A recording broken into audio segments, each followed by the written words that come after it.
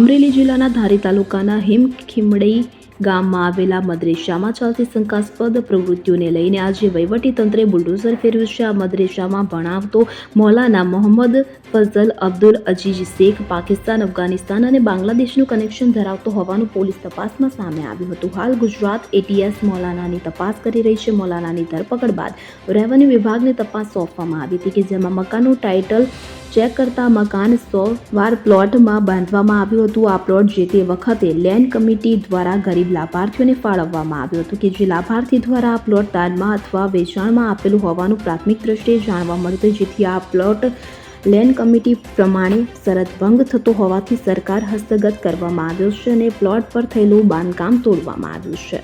Bureau report CN24 news.